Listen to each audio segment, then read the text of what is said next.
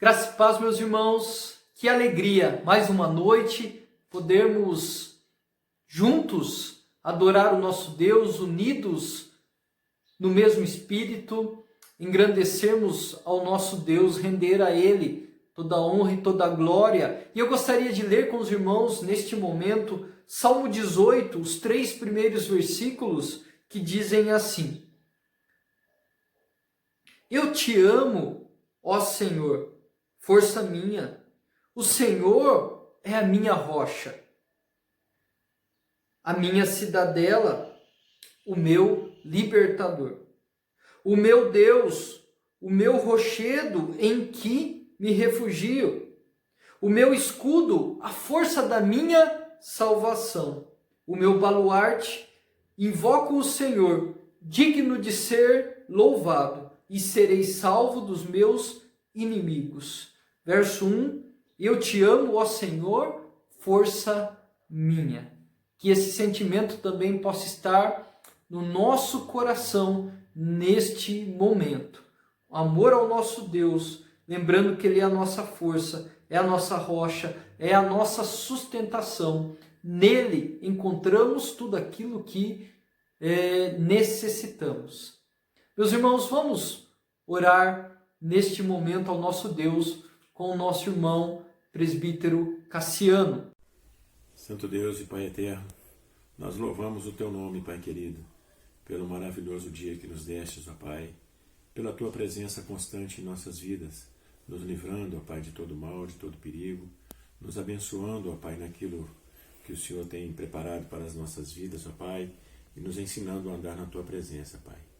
Agora, quando a Tua igreja está reunida, ainda que virtualmente, ó Pai, nós invocamos a Tua presença, na certeza, ó Pai, de que o Senhor se faz presente em nossas vidas, em nosso meio, em cada lar, em cada coração, ó Pai.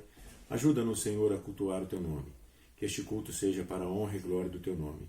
Cada ato deste culto venha cooperar para a glória da Tua santidade, ó Pai, e que a Tua igreja, ó Pai, reunida, possa estar com o único propósito e o único objetivo de cultuar o Teu santo e bendito nome, Pai. Ser com o pregador da noite, nosso irmão pastor Maicon, que ele continue sendo porta-voz do Senhor, sendo boca do Senhor para transmitir as Tuas verdades, a Tua vontade e o Teu querer para o Teu povo, Pai. Perdoa, Senhor, os nossos pecados. No nome santo de Jesus, o Teu Filho amado, o nosso Salvador, nós oramos. Amém. Os irmãos, Lucas, capítulo 18, verso de número 13. Lucas 18, verso 13 diz assim: o publicano, estando em pé, longe, não ousava nem ainda levantar os olhos ao céu, mas batia no peito, dizendo: ó Deus, sê propício a mim, pecador. Que possamos também, meus irmãos, reconhecer as nossas faltas, reconhecer as nossas falhas e suplicar a Deus o perdão, suplicar a Deus que nos auxilie a abandonar as práticas erradas e nos voltarmos para Ele. Vamos orar neste momento. Pai de amor eterno Deus, nós suplicamos a Ti neste momento o perdão pelos nossos pecados.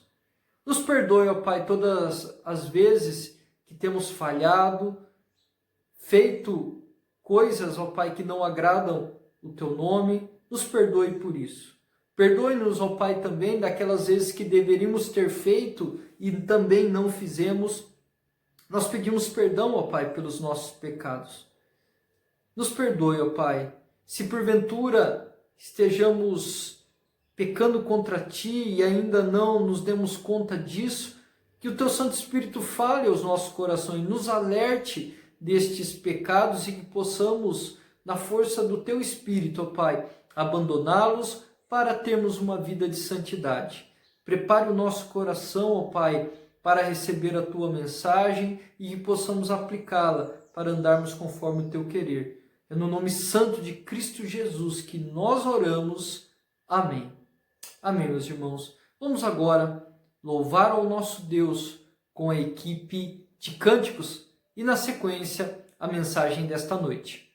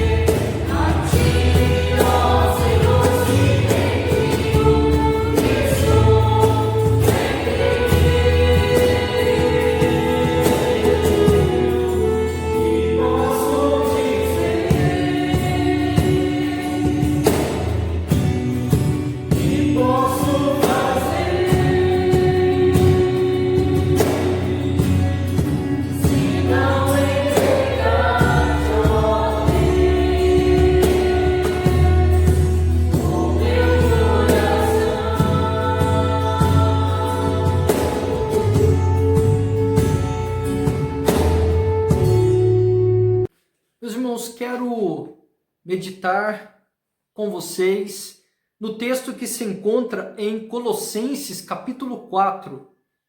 Leremos do verso 2 ao verso 6.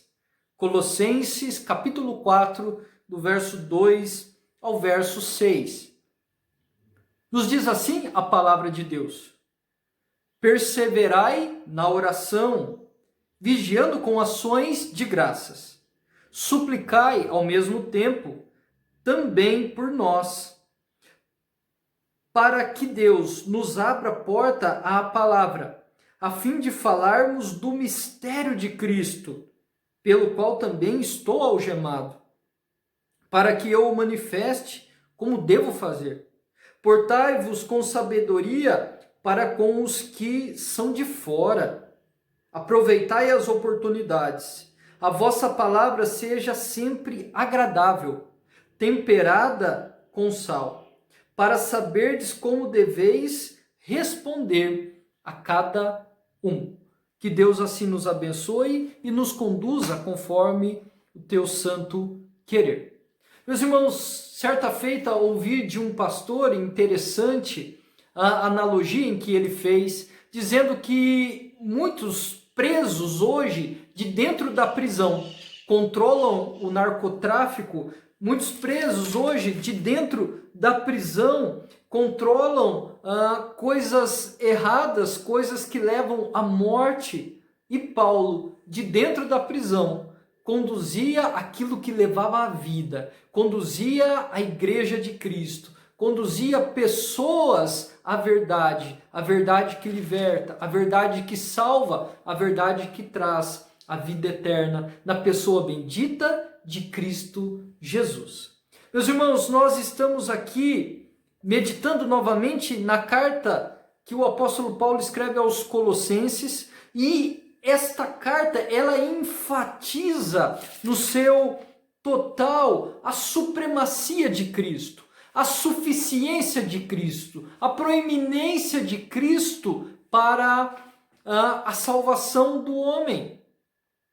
O homem precisa tão somente de Cristo. E Paulo, ele utiliza as palavras, ele utiliza os combates que aqui coloca por conta das heresias que estavam surgindo na época, uma mistura aí de filosofia grega com judaísmo, aquilo que chamam do início do gnosticismo, homens afirmando que tinham um conhecimento mais elevado que os próprios apóstolos, querendo ensinar coisas à igreja que não era baseado na doutrina que Cristo estabeleceu. Não era baseado na verdade, na verdadeira sabedoria. Era veneno que estava sendo então colocado diante da igreja. Isso, o que nos parece, já estava começando a penetrar na igreja. Veneno, falsos ensinos, heresias que de fato destrói, que leva pessoas à mentira, que leva pessoas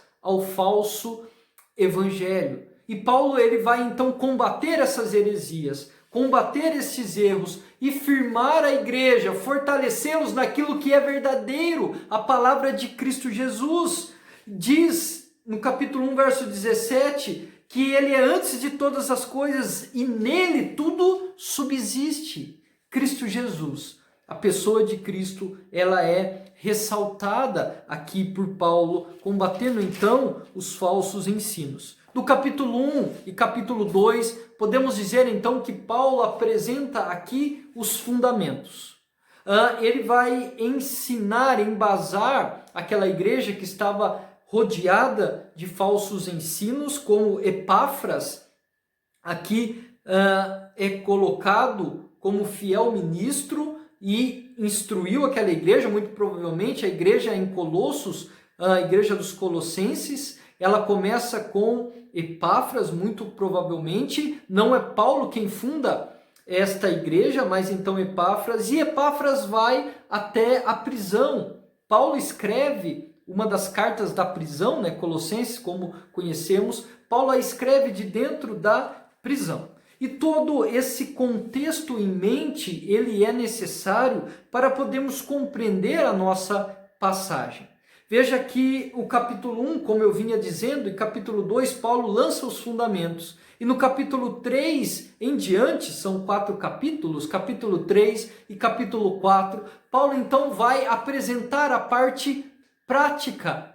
Aqueles cristãos então que compreendem quem é Cristo, a suficiência de Cristo, que neles eles devem, de fato, como o capítulo 2, verso 6 é dito, ora, como recebestes Cristo Jesus, o Senhor, assim andai nele. E Paulo vai desenvolver essa parte prática. Como o cristão em Cristo deve desenvolver a sua vida.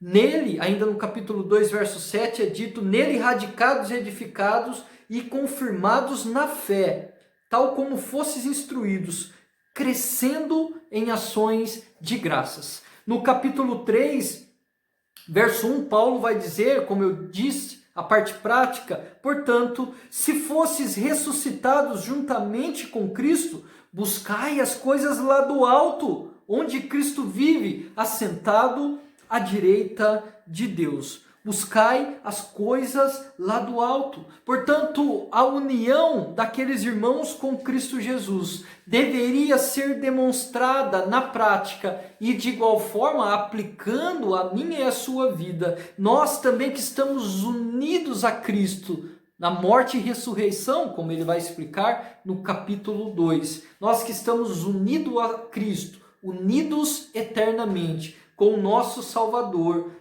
De igual forma, como ele coloca para a igreja, deve ser também a nossa vida. Portanto, Paulo escreve no capítulo 3, dizendo, aqueles que estão unidos a Cristo, essa união deve ser demonstrada na pureza pessoal, deve ser demonstrada na comunhão cristã, como nós vimos quarta-feira passada, estivemos meditando sobre isso, deve ser demonstrada no lar, a partir do verso de número 18, os deveres da família, deve ser demonstrado no trabalho, do 22 até o capítulo 4, verso 1, deve ser demonstrado no testemunho cristão, dentro do aspecto que nós estamos meditando, e deve ser demonstrado no serviço cristão, que ele vai discorrer, até o final da carta. Meus irmãos, estamos então numa parte extremamente prática. E eu gostaria de ver com os irmãos nesta noite sobre o seguinte tema: minha união com Cristo deve ser demonstrada, com base no texto que nós lemos, na perseverança da oração e na sabedoria do agir. Portanto, visto dos ensinos que estavam acontecendo lá, do combate de Paulo, trazendo então para o texto que nós acabamos de ler, uma sessão totalmente prática. O tema nosso é então a perseverança da oração e a sabedoria no agir, para que de fato eu expresse a minha condição de salvo, como eleito de Deus, resgatado das trevas para a maravilhosa luz. Portanto, como demonstrar então a minha união com Cristo? Na prática, o primeiro ponto que Paulo traz aqui, a igreja, como eles deveriam assim portar, após falar, como eu disse, da pureza pessoal, da comunhão, do lar, do trabalho. Ele chega aqui, e é muito interessante esse texto, que ele tem 2 imperativos, ele tem 2 ordens que assim são colocadas, 2 verbos no imperativo. Nós vemos isso no verso de número 2, o perseverai, e nós vemos isso no verso de número 5, o portai-vos. Portanto, perseverem e portem, tenham a postura. Paulo não está falando aqui se vocês quiserem, se talvez quiserem, ó Colossenses, proceder dessa maneira, mas Paulo ele é enfático, ele está dando uma ordem. E o primeiro ponto que nós vamos ver dentro da nossa temática desta noite é a perseverança na oração. Vamos ler novamente, verso de número 2, que ele diz: perseverai na oração, vigiando com ações de graças. E na sequência ele vai dizer: suplicai ao mesmo tempo também por nós.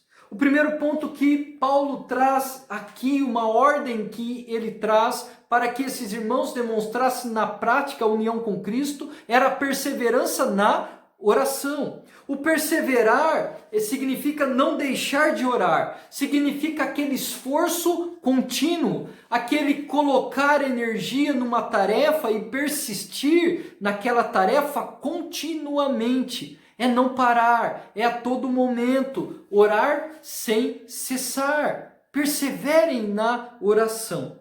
O quanto que muitas atividades, meus irmãos, tiram a nossa concentração, ou muitas atividades que por vezes nem tão importantes são em nosso dia, ocupam um lugar que deveria ocupar em joelhos dobrados diante do Senhor, em oração. Quantas coisas colocamos no lugar onde poderíamos estar orando. Paulo diz, perseverem. Veja que interessante como que Paulo aqui, ele é cirúrgico, ele vai diretamente na correção da igreja. A igreja ela estava rodeada por falsos mestres. Ela estava passando por problemas, de heresias. E eles seriam fortalecidos praticando a verdade e fortalecidos numa vida de oração. Portanto, é isso que Paulo quer que aqueles irmãos façam, é joelho dobrado. É comunhão, é relacionamento com Deus. Meus irmãos, a oração, ela é a expressão da nova vida. Ela é uma expressão da minha união com Cristo, que me reconcilia com Deus, que dá a mim livre acesso a Ele. Paulo sabia disso, que quanto mais a igreja orasse, mais forte ela estaria para enfrentar os desafios, para enfrentar os erros doutrinários e para que se firmassem na verdade, porque nós devemos orar segundo a vontade de Deus, e para orar segundo a vontade de Deus é necessário conhecer a vontade de Deus. Portanto, isso nos leva a um conhecimento da sua palavra, a uma prática de oração, a uma prática de dependência, a uma entrega total diante do altar do trono de graça do nosso Deus. A oração é uma expressão, então, meus amados, da nova vida. É um meio de orarmos para se obter satisfação das necessidades físicas e espirituais nossas e daqueles que estão ao nosso redor. A arma contra os ataques do diabo, do inimigo. É assim que também nos fortalecemos numa vida de oração. A oração também é um veículo para confessarmos os nossos pecados, para pedirmos perdão para o Senhor decorrente das nossas falhas. A oração também é um veículo de levar, é um veículo onde de fato uma alma agradecida oferece adoração diante daquele que o criou, diante do Deus Altíssimo. É na oração, então, que intercedemos uns pelos outros, que apresentamos os pedidos, que confessamos os pecados, que rendemos gratidão e louvor ao Senhor por todos os feitos em nossas vidas. Portanto, orar é um dever daqueles que foram salvos das trevas para a maravilhosa luz. O Senhor assim requer de nós. Paulo não está falando, orem talvez, mas perseverem na oração. Quanto mais eu oro, mais eu estou em comunhão com o Senhor, mais fortalecido eu estou, mais em conformidade com a sua vontade, mais colocando diante dele, Pai, seja feita a sua vontade, não a minha. Quando as coisas acontecem, eu sei que eu coloquei diante dele e está acontecendo porque ele permitiu, e isso é a vontade do Altíssimo. A oração nos dá essa tranquilidade. E é através da oração, como nós hoje pela manhã falamos também, que Deus assim estabeleceu para que a sua vontade seja feita através das nossas orações. Portanto, a oração ela deve ser perseverante. Ela não pode ser desanimada, numa rotina desanimada. Ele vai colocar na sequência, perseverar a todo momento, orar, isso fortaleceria aquela igreja, de igual forma fortalece as nossas vidas. E na sequência, ele vai dizer vigilantes. Paulo vai dizer àquela igreja, vocês vão orar a todo momento, mas alertas. Estejam atentos. Aquilo que Mateus 26:41 nós encontramos, vigiai, Cristo falando, vigiai e orai. Neemias capítulo 4, verso 9, muito interessante, meus irmãos, este texto. Peço que você abra lá e acompanhe comigo a leitura de Neemias capítulo 4, verso 9, na reconstrução do muro, para entendermos essa parte de ser vigilante, orar e vigiar. É dito lá, quando eles estavam reconstruindo o muro e defendendo-se contra os adversários, Neemias, na reconstrução ali dos muros, diz, capítulo 4, verso 9, porém nós oramos ao nosso Deus e como proteção pusemos guarda contra eles de dia e de noite. É dito que eles construíam um muro com uma mão e com a espada na outra. É sempre atento às realidades. Enquanto eu oro, eu estou atento aos adversários, suplicando ao mesmo tempo ao Senhor, mas atento com aquilo que está acontecendo ao meu redor. É assim que aqueles irmãos deveriam se portar. É dessa maneira que eles deveriam proceder, atentos a todo momento e perseverantes na oração. E ele continua dizendo ainda, com um coração agradecido. Não é isso que ele vai colocar? Abrindo novamente lá, em Colossenses, ele vai dizer, então, vigiando com ações de graças. Um coração sempre agradecido. É interessante que a carta, Paulo utiliza muito a expressão de um coração agradecido. No capítulo 1, verso 3, ele vai dizer, damos sempre graças a Deus Pai, Pai de nosso Senhor Jesus Cristo, quando oramos por vós. No verso 12, novamente ele fala, dando graças ao Pai que vos fez idôneos. Capítulo 2, verso 7, ele diz, nele sendo erradicados e edificados e confirmados na fé, tal como fostes instruídos, crescendo em ações de graças, crescendo em gratidão. 3, verso 15, ele diz, seja a paz de Cristo o árbitro em vosso coração, a qual também fostes chamados em um só corpo, e sede agradecidos. Verso 17 ele diz, e no capítulo 4, verso 2, novamente, onde nós estamos meditando, ele usa de novo a expressão agradecidos. Gratidão deve ser uma marca do cristão. Agradecido por aquilo que Deus já fez em sua vida.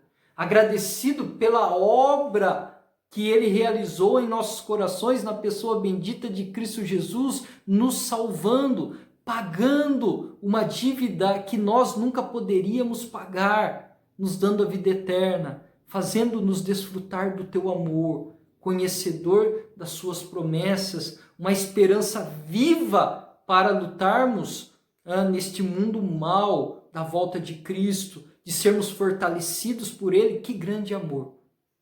Olhe para a sua vida, tudo aquilo que Deus já fez na sua vida, já te libertou, já trouxe livramento para a sua vida. Quanto que Deus já foi gracioso, e tenha um coração agradecido diante dele. Portanto, é orar, é estar alerta a todo momento, vigilante, orar e vigiai, vigiai e orai, alerta, em coração com o Senhor contrito, em oração, mas alerta a nossa realidade, alerta também as nossas fraquezas, para que não caiamos em erros, e com o coração sempre grato. Meus irmãos, na sequência, ainda dentro deste primeiro ponto da perseverança da oração, que demonstra a minha união com Cristo, a oração, ela tem que ser, Paulo aqui ensina, intercessória. Veja que interessante. A partir do verso 3 ele vai dizer, suplicai ao mesmo tempo, também por nós, para que Deus nos abra a porta à palavra, a fim de falarmos do mistério de Cristo, pelo qual também estou algemado, para que eu o manifeste como devo fazer.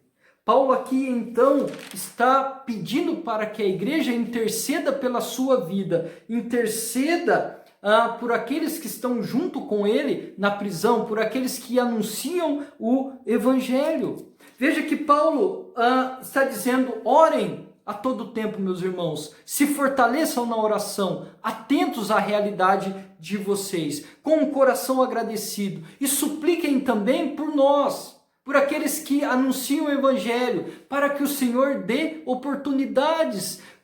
Quanto que nós podemos aprender com Paulo neste momento? Meus irmãos, Paulo não diz: orem para que eu seja liberto, orem para que eu tenha um descanso agora, já idoso, no final da minha vida, para que eu não tenha mais preocupação, para que eu não tenha que enfrentar mais adversários. Não é isso que Paulo pede.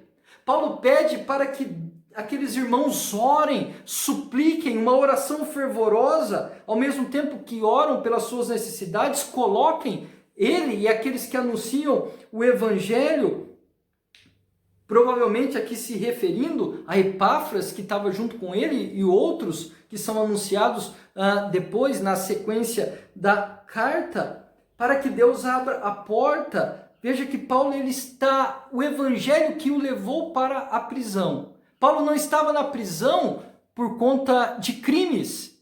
Ele não tinha cometido crime nenhum. Ele estava na prisão por anunciar a Cristo, por anunciar o mistério, como ele coloca aqui, o mistério de Cristo Jesus.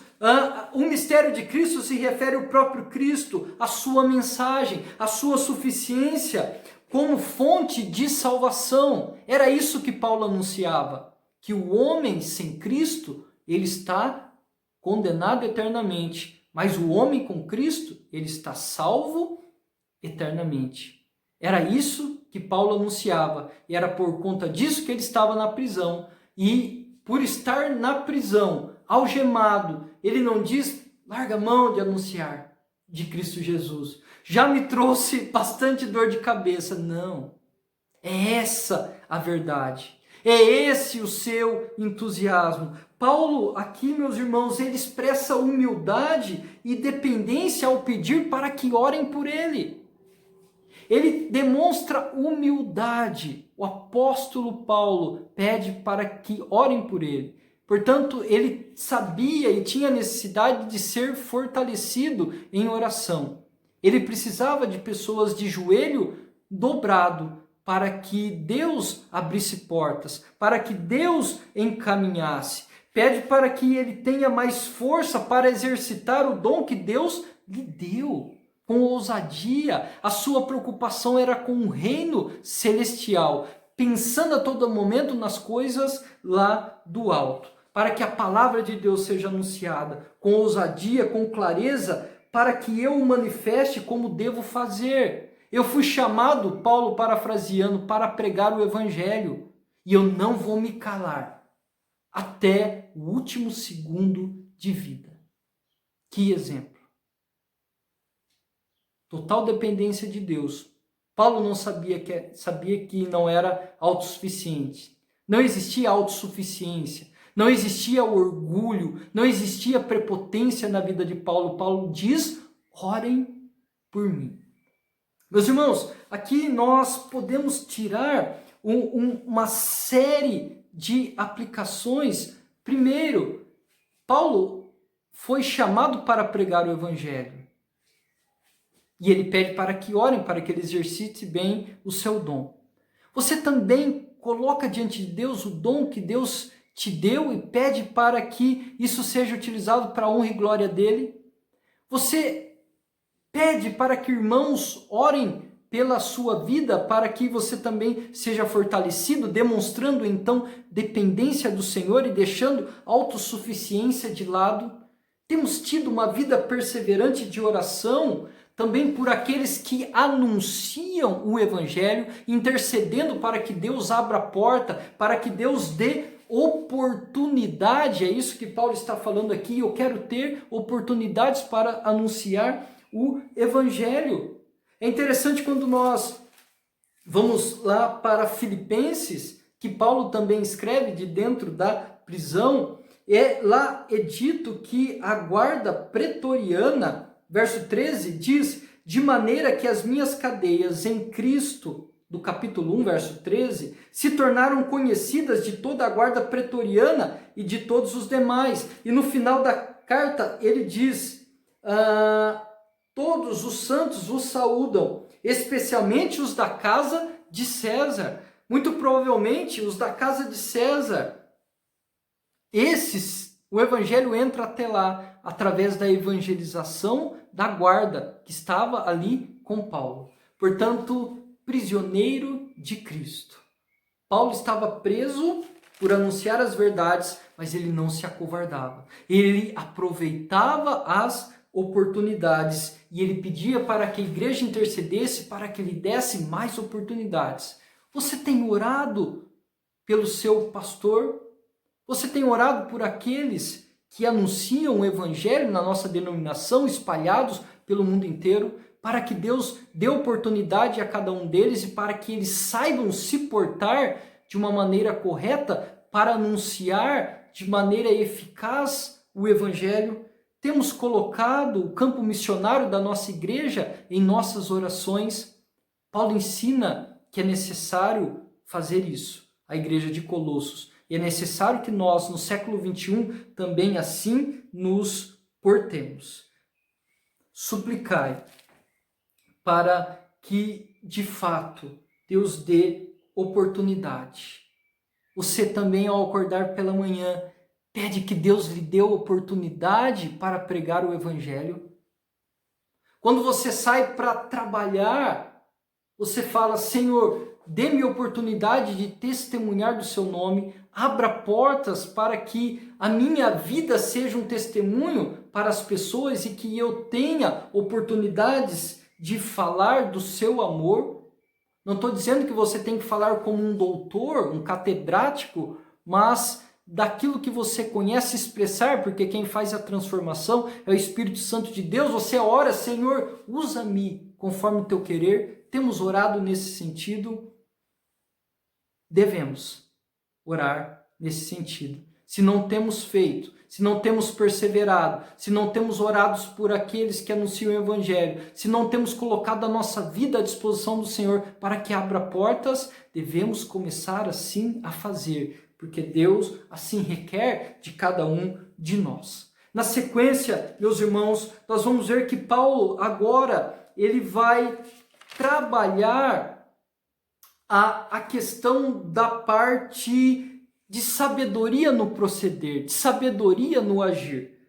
Vejam que há uma ordem, como eu disse no início do verso 5. Portanto, o segundo ponto da nossa mensagem é a sabedoria no agir. O que ele diz no verso 5? Portai-vos com sabedoria para com os que são de fora. Portai-vos com sabedoria. Quem são esses de fora? São aqueles que ainda não foram alcançados por Cristo Jesus. Os que não pertencem à família de Deus. Os não convertidos. Ele pede para que portem com sabedoria. Portanto, a minha união com Cristo deve gerar uma prática em minha vida para com aqueles que não conhecem a Cristo. E o que ele diz aqui, olha que interessante, portai-vos com sabedoria e aproveitem as oportunidades. Paulo está lá em cima pedindo que Deus dê oportunidade para que ele pregue. Ao mesmo tempo ele está dizendo à igreja, aproveitem as oportunidades que surgem no meio de vocês, de uma maneira doce, de um proceder irrepreensível, sincero diante de Deus. Portanto, portem-se com sabedoria.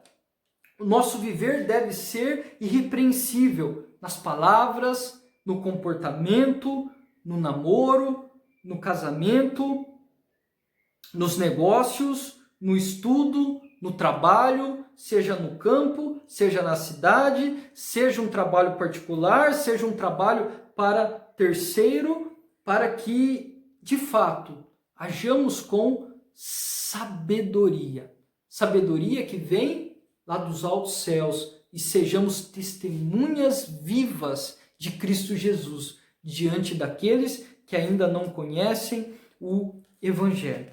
Meus irmãos, o agir com sabedoria é agir virtuosamente, que é o contrário de agir perversamente. O agir sabiamente é o contrário do agir de forma tola. É agir de forma sábia, com sabedoria, e o princípio do saber é o temor ao Senhor. Portanto, a minha atitude tem que ser em reverência a Deus, conforme a sua vontade. Meus irmãos, se os de fora da igreja não leem a Bíblia, eles vão ler o Evangelho através da sua vida. E o que eles vão encontrar escrito nas páginas da sua vida? O que as suas atitudes demonstram? A vossa palavra, olha o que ele diz aqui, o nosso falar, a maneira como utilizamos a nossa fala, a nossa língua, diz, a vossa palavra seja sempre agradável, ou seja, sempre agradável, temperada com sal, para saberdes como deveis responder a cada um. Portanto, o que, pegando toda essa parte, o portai-vos com sabedoria, o bom testemunho para aqueles que não conhecem a Cristo é: hajam com amor, paguem o mal com o bem, abençoando o que vos perseguem, sem orgulho. Romanos, marquei um texto aqui interessante para lermos, Romanos 12, 17. Olha o que diz lá, uma parte totalmente prática também. Não torneis a ninguém mal por mal, esforçai-vos por fazer o bem perante todos os homens. A palavra, o uso da língua deve ser também para honrar e glorificar a Deus. E a nossa fala deve ser com sabedoria. Às vezes, não retrucar de forma ríspida, não difamar os irmãos, não aquele ódio que está no coração, não verbalizá-lo através de palavras, para que o nome de Cristo seja desonrado. Efésios capítulo 4, verso 29, diz algo muito interessante lá. Efésios 4, 29 diz assim: não saia da vossa boca nenhuma palavra torpe, e sim unicamente a que for boa para a edificação, conforme a necessidade, e assim transmita graça aos que ouvem. Transmita graça aos que ouvem. Você tem se preocupado com isso? Importai-vos com sabedoria com os de fora, ou seja, ser um exemplo de conduta moral com os que não conhecem a Cristo, colocando a sua vida, ou seja, como exemplo de uma pessoa que busca os valores celestiais. Não é que você vai ser perfeito, não estou dizendo isso que você não vai errar, não tem ninguém perfeito, mas uma pessoa que busca se parecer com Cristo, com sabedoria, com aqueles que são de fora, aproveitando através disso, do bom comportamento, as oportunidades. Isso pode ser até mesmo através de um troco a mais que foi devolvido, e você volta e devolve, e a pessoa diz: muito bem, parabéns pela sua honestidade. E você então: sabe por que eu sou honesto?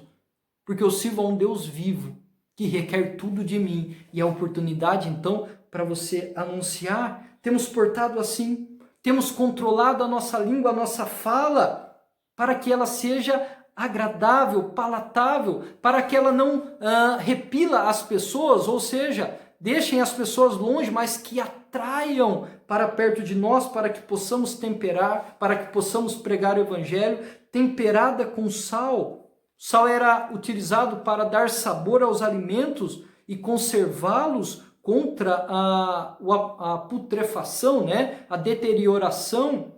Temos tido essa preocupação. Uma palavra não muito salgada, uma comida salgada, você deixa de lado. Uma comida sem sal também é uma comida sem graça, mas uma comida bem temperada, ela é gostosa, né? Você quer repetir, você quer encher mais o prato. Temos, através da nossa fala, trazido pessoas para perto de Cristo ou repelido pessoas. Lembra que a fala também evidencia a sua vida. E, de fato, através da sua fala, pessoas estão lendo o Evangelho. Aquilo que talvez elas não tenham uma Bíblia em casa, ela está lendo através do seu comportamento, e quando ela analisa as suas conversas, a sua fala, que conclusão ela chega? Meus irmãos, devemos aproveitar as oportunidades, a todo momento que elas surgem, de anunciar o Evangelho. Por isso nós devemos agir prudentemente. Meus irmãos, a fala ela é muito importante. Em 1 de Pedro, capítulo 3, verso 15, dito assim: antes, santificai a Cristo como Senhor em vosso coração, estando sempre preparados para responder a todo aquele que vos pedir razão da esperança que há em vós, as oportunidades, fazendo todavia com mansidão e temor, com boa consciência, de modo que naquilo em que falam contra vós, fiquem envergonhados os que difamam o vosso bom procedimento em Cristo. Em que falam contra vós, de modo que naquilo em que falam contra vós, outros, fiquem envergonhados que difamam o vosso bom procedimento em Cristo Jesus. Temos tido um bom procedimento? Temos aproveitado as oportunidades para anunciar o Evangelho? Meus irmãos, olha que interessante, Provérbios 11:30, olha o que nos diz lá. Fiquei encantado com este versículo. Provérbios 11:30 nos diz assim: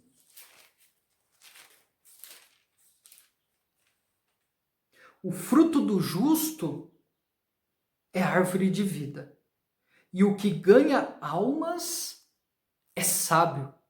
O fruto do justo é árvore de vida, e o que ganha almas é sábio. É oportunidade eu orar ao Senhor para que abra portas e colocar-me à disposição. Eis-me aqui. E para isso eu devo portar com sabedoria, na dependência de Deus, utilizando as minhas ações, a minha fala, todo o meu ser, para que as pessoas sejam levadas até Cristo e não repelidas de Cristo. Sal e luz neste mundo. Temos tido, meus irmãos, esta preocupação, palavra certa, na hora certa, palavra certa, na hora certa. Meus irmãos, voltando para o nosso texto, novamente lá em Colossenses, capítulo 4, do verso 2 ao verso de número 6, então nós vemos aqui, resumindo, Paulo falando, então, e caminhando para a nossa conclusão, da nossa união com Cristo, perseverar na oração e um proceder sábio, ou seja, orar a todo momento, interceder por aqueles que anunciam o Evangelho, para que Deus abra portas, para que o reino do Senhor avance, ao mesmo tempo que ter uma conduta, agir de maneira sábia, agir de maneira que honre e glorifique o nome do nosso Deus. Temos nos portado assim? Temos orado incessantemente e temos agido de maneira sábia? Meus irmãos, que possamos refletir sobre isso, sobre as nossas ações. Há uma fala de um teólogo muito interessante e, aplicando às nossas vidas, ele diz assim: é preciso haver coerência entre a forma de viver e a forma de falar do cristão. Uma vida de indiferença cala o testemunho dos lábios. Quando o caráter, a conduta e a conversa trabalham em conjunto, o resultado é um testemunho eficaz. Que possamos ser achados como homens e mulheres de oração, que agem conforme a palavra do Senhor e evidenciam a Cristo através de suas vidas. Que Deus assim nos abençoe, meus irmãos. Vamos orar. Pai de amor eterno Deus, obrigado pela sua palavra que nos instrui, a sua palavra que nos direciona. Perdoe, ó Pai, as nossas falhas, perdoe os nossos erros, nos perdoe, ó Pai, quando temos uma vida negligente de oração, quando muitas outras tarefas ocupam o lugar que deveriam ocupar na nossa vida, de uma vida de fervor, de oração. Perdoe-nos quando não oramos, ó Pai, pelos nossos pastores, para que as portas sejam abertas para o anúncio do Evangelho. E perdoe-nos, ó Pai, quando não aproveitamos as oportunidades que nos são dadas de testemunharmos de Cristo Jesus. Ajude-nos, ó Pai, a perseverar. Ajude-nos a agir sabiamente. Ajude-nos a testemunhar o nome de Cristo Jesus. Que o nosso falar, o nosso proceder aproximem as pessoas de Cristo e não afastem as pessoas de Cristo Jesus. Nos ajude a evidenciar, através da prática, a nossa união com Cristo Jesus. E é no nome dele, o Senhor da Igreja, que nós oramos. Amém.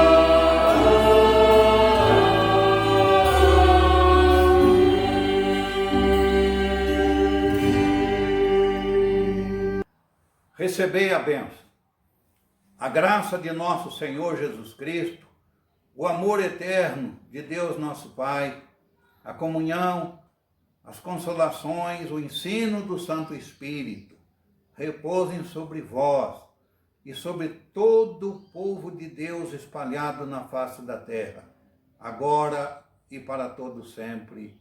Amém.